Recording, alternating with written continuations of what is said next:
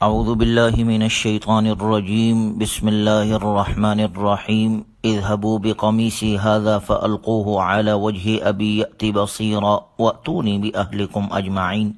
سورہ یوسف کی اختتامی آیات ہے۔ اللہ تبارک و تعالی کا ارشاد مبارک ہے کہ حضرت یوسف علیہ السلام نے اپنے بھائیوں سے کہا کہ جاؤ تم میری یہ قمیص لے جاؤ اور اسے میرے والد محترم کے چہرے پر ڈال دو تاکہ ان کی بینائی لوٹ آئے، اور اپنے سارے گھر والوں کو میرے پاس لے آؤ۔ چنانچہ یوسف علیہ السلام کے بھائی قافلے کی صورت میں مصر سے روانہ ہوئے، اور ادھر کنعان میں یعقوب علیہ السلام کو حضرت یوسف علیہ السلام کی خوشبو آنے لگی۔ یہ دونوں پیغمبروں کا ایک معجزہ تھا اور حضرت یعقوب علیہ السلام کے لیے بشارت کہ ان کی آزمائش کا زمانہ ختم ہونے والا ہے۔ وگرنہ غور کیا جائے کہ حضرت یوسف علیہ السلام جب کنعان میں کنویں میں موجود تھے، اس وقت یعقوب علیہ السلام کو ان کی خوشبو نہیں آئی، اور اسی طرح مصر میں کتنے زمانہ قیام کیا، اس دوران بھی انہوں نے اس سے پہلے احساس ان کو نہیں ہوا۔ اس سے معلوم یہ ہوا کہ معجزہ کسی نبی کے اپنے اختیار میں نہیں ہوتا، اللہ تعالیٰ جب چاہتے ہیں اس کا مظاہرہ فرما دیتے ہیں۔ چنانچہ جب خوشخبری دینے والا آ گیا، جو یوسف علیہ السلام کے سب سے بڑے بھائی تھے، انہوں نے آ کر یہ خوشخبری دی کہ یوسف علیہ السلام ابھی زندہ ہے، اور وہ قمیص حضرت یعقوب علیہ السلام کے چہرے پر ڈالی، جس کی وجہ سے ان کی بینائی بحال ہو گئی۔ تو یعقوب علیہ السلام نے فرمایا، میں نے تم سے نہیں کہا تھا کہ میں اللہ کی طرف سے وہ کچھ جانتا ہوں جو تم نہیں جانتے۔ مفسرین نے ذکر کیا ہے کہ حضرت یوسف علیہ السلام کی قمیص سے کئی اہم واقعات ظاہر ہوئے۔ یوسف علیہ السلام کی قمیص کو ان کے بھائی خون لگا کر لائے تھے، اور اس کو صحیح سالم دیکھ کر حضرت یعقوب علیہ السلام یہ سمجھ گئے تھے کہ حضرت یوسف علیہ السلام کو بھیڑیے نے نہیں کھایا ہے۔ اسی طرح یوسف علیہ السلام کی قمیص تھی جو زلیخا نے پیچھے سے پھاڑی، اور اسی سے ان کی بے گناہی ثابت ہوئی۔ اور اب یہاں پر بھی یوسف علیہ السلام کی قمیص تھی جس کی خوشبو حضرت یعقوب علیہ السلام کو دور سے محسوس ہوئی، اور بالآخر اسی کی وجہ سے ان کی بینائی واپس آئی۔ اور اس موقع پر یعقوب علیہ السلام کے بیٹے اپنے والد سے کہنے لگے، قالوا یا ابانا استغفر لنا ذنوبنا انا كنا خاطئین، ابا جان آپ ہمارے لیے گناہوں کی بخشش کی دعا فرما دیجئے، ہم یقیناً بڑے خطا کار تھے۔ یعنی بھائیوں نے اپنے غلطی کا اعتراف کیا۔ تو یعقوب علیہ السلام کہنے لگے، قال سوف استغفر لكم ربی انہ هو الغفور الرحیم، میں عن قریب اپنے رب سے تمہاری بخشش کی دعا کروں گا، بے شک وہی ہے جو بہت بخشنے والا بڑا مہربان ہے۔ فلما دخلوا على يوسف آوى إليه أبويه وقال ادخلوا مصر إن شاء الله آمنين ورفع أبويه على العرش وخروا له سجدا۔ پھر جب یوسف علیہ السلام کے خاندان کے سارے افراد ان کے پاس پہنچے تو انہوں نے اپنے والدین کو اپنے پاس جگہ دی، اور سب سے کہا کہ آپ سب مصر میں داخل ہو جاؤ، جہاں انشاءاللہ سب چین سے رہیں گے۔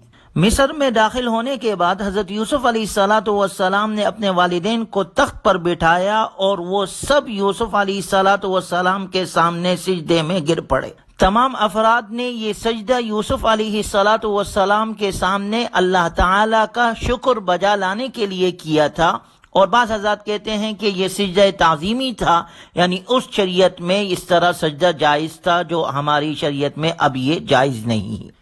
اور اس موقع پر حضرت یوسف علیہ السلام کہنے لگے، قال یا ابت هذا تأویل رؤیای من قبل قد جعلها ربی حقا، ابا جان یہ میرے پرانے خواب کی تعبیر ہے جسے میرے رب نے سچ کر دکھایا، اور اس نے مجھ پر بڑا احسان فرمایا۔ یعنی وہ خواب جو یوسف علیہ السلام نے بچپن میں دیکھا تھا، انی رأیت 11 کوکبا والشمس والقمر رأیتهم لی ساجدین، کہ سورج اور چاند اور 11 ستارے مجھے سجدہ کر رہے ہیں۔ سورج اور چاند سے مراد والدین تھے، اور 11 ستاروں سے مراد بھائی تھے۔ وہ خواب اب یہاں آ کر پورا ہوا۔ یوسف علیہ السلام نے کہا، میرے رب نے میرے خواب کو سچا کر دکھایا۔ وَقَدْ أَحْسَنَ بِي إِذْ أَخْرَجَنِي مِنَ السِّجْنِ وَجَاءَ بِكُم مِّنَ الْبَدْوِ مِن بَعْدِ أَن نَزَغَ الشَّيْطَانُ بَيْنِي وَبَيْنَ إِخْوَتِي، اور اس موقع پر حضرت یوسف علیہ الصلوۃ والسلام کہنے لگے اللہ نے مجھ پر بڑا احسان فرمایا کہ مجھے قید خانے سے نکالا اور آپ لوگوں کو دیہات سے یہاں لے آیا، حالانکہ اس سے پہلے شیطان نے میرے اور میرے بھائیوں کے درمیان فساد ڈال دیا تھا۔ حقیقت یہ ہے کہ میرا رب جو کچھ چاہتا ہے اس کے لیے بڑی لطیف تدبیریں کرتا ہے، بے شک وہی ہے جس کا علم بھی کامل ہے، حکمت بھی کامل۔ چنانچہ حضرت یوسف علیہ الصلوۃ والسلام کے والدین اور بھائی بھی آ گئے اور مصر میں رہنے لگے، اور اب جب تمام آزمائشوں کا دور ختم ہو گیا اور اللہ تعالیٰ کی مادی اور روحانی نعمتیں اپنے کمال کو پہنچ گئی تو حضرت یوسف علیہ الصلوۃ والسلام نے اللہ کے سامنے ہاتھ اٹھائے، پہلے انعامات الہیہ کا اقرار کیا، پھر اللہ کی حمد و ثنا کی، اس کے بعد دعا کی رب قد آتیتنی من الملک وعلمتنی من تأویل الاحادیث فاطر السماوات والارض انت ولی فی الدنیا والآخرہ توفنی مسلما والحقنی بالصالحین۔ اے میرے رب، تو نے مجھے حکومت سے بھی حصہ عطا فرمایا اور مجھے تعبیر خواب کے علم سے بھی نوازا۔ آسمانوں اور زمین کے پیدا کرنے والے تو ہی دنیا اور آخرت میں میرا رکھوالا ہے۔ توفنی مسلما والحقنی بالصالحین، مجھے اس حالت میں دنیا سے اٹھانا کہ میں تیرا فرما بردار ہوں اور مجھے نیک لوگوں میں شامل کرنا۔ گویا دنیاوی اعتبار سے جو سب سے بڑی نعمت بادشاہت کی ہوتی ہے وہ بھی یوسف علیہ السلام کو اللہ نے عطا کی۔ دینی اعتبار سے سب سے بڑا رتبہ نبی کا ہوتا ہے، اللہ نے نبوت بھی عطا کی، تو یہ ساری نعمتیں مل گئی۔ اب خاتمہ بالخیر کے لیے دعا کی۔ علماء فرماتے ہیں مسلمانوں کے لیے در حقیقت میں یہ دعا ہے کہ جو اپنے خاتمہ بالخیر کے لیے دعا کرنا چاہے وہ یوسف علیہ الصلوۃ والسلام کی اس دعا کو اپنے دعاؤں میں شامل کر لے، توفنی مسلما والحقنی بالصالحین۔ اے اللہ، جس طرح ہم دنیا میں تیری عبادت کرتے ہیں، اے اللہ موت بھی فرما برداری کی حالت میں دینا اور نیکوکاروں میں ہمیں آخرت میں بھی شامل کرنا۔ یہ بہترین دعا ہے، سورہ یوسف کی یہ آیت نمبر 101 ہے۔ اور اسی طرح حضرت یوسف علیہ الصلوۃ والسلام کے اس واقعے سے ہمیں یہ سبق بھی ملتا ہے کہ یوسف علیہ الصلوۃ والسلام کو مصائب اور آلام کے جس طویل دور سے گزرنا پڑا، اگر کوئی اور ہوتا تو والدین سے ملاقات کے بعد اپنے تکلیفوں کے سارے قصے سناتا، لیکن حضرت یوسف علیہ الصلوۃ والسلام کو دیکھیے کہ ان مصائب کے بارے میں ایک لفظ کہے بغیر واقعات کے صرف اچھے رخ کا ذکر کر کے اللہ تعالیٰ کا شکر ادا فرمایا۔ اسی طرح قید خانے میں جانے کا نہیں بلکہ وہاں سے نکلنے کا ذکر فرمایا۔ والدین کی جدائیگی کا بیان کرنے کے بجائے ان کے مصر آ جانے کا تذکرہ فرما کر اس پر شکر ادا کیا۔ اسی طرح بھائیوں نے جو ستم ڈھائے تھے ان کو شیطان کا مچایا ہوا فساد قرار دے کر بات ختم فرما دی۔ گویا اس سے یہ سبق ہمیں ملتا ہے کہ ہر انسان کو چاہیے کہ وہ سخت سے سخت حالات میں بھی واقعات کے مثبت رخ کا تصور کر کے اللہ تعالی کا شکر گزار ہو۔ ذالک من انباء الغیب نوحیہ الیک، آخر میں اللہ تبارک و تعالی نے فرمایا اے پیغمبر یہ قصہ غیب کی خبروں میں سے ہے جو ہم وحی کے ذریعے سے آپ کو بتاتے ہیں۔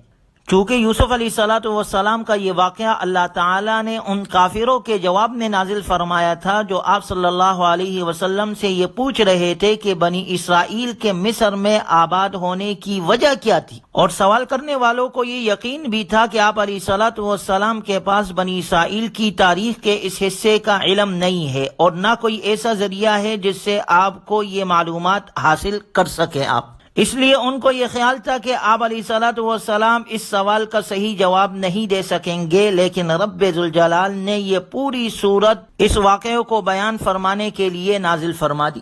گویا غور کیا جائے کہ جب آپ علیہ الصلوۃ والسلام کے پاس اس واقعے کے معلوم کرنے کے لیے سوائے وحی الہی کے اور کوئی ذریعہ نہیں تھا، تو اب تقاضا یہ ہے کہ جو لوگ یہ معلومات حاصل کر رہے تھے جب ان کو تفصیل معلوم ہو گئی اور یہ وحی الہی کے ذریعے سے معلوم ہوئی تو اب ان کو آپ کی نبوت اور رسالت کا اقرار کرنا چاہیے تھا، لیکن چونکہ ان میں سے اکثر لوگوں کا ان سوالات سے مقصد ہی نہیں تھا کہ حق واضح ہونے کے بعد اس کو قبول کر لیں، بلکہ وہ یہ سارے سوالات صرف ضد کی وجہ سے کر رہے تھے۔ اس لیے اگلی آیت میں اللہ نے واضح طور پر بیان کر دیا کہ ان کھلے کھلے دلائل کے باوجود ان میں سے اکثر لوگ ایمان نہیں لائیں گے۔ لقد كان في قصصهم عبرة لأولي الألباب، اللہ نے سورہ یوسف کی آخری آیت میں ذکر کیا یقیناً ان واقعات میں عقل اور ہوش رکھنے والوں کے لیے بڑا عبرت کا سامان ہے۔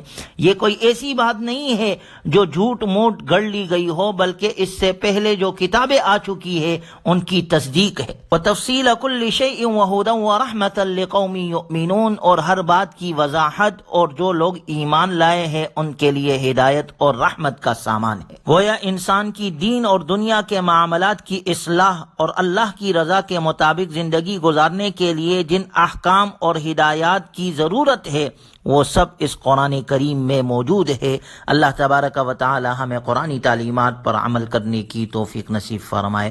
وآخر دعوانا الحمد للہ رب العالمین۔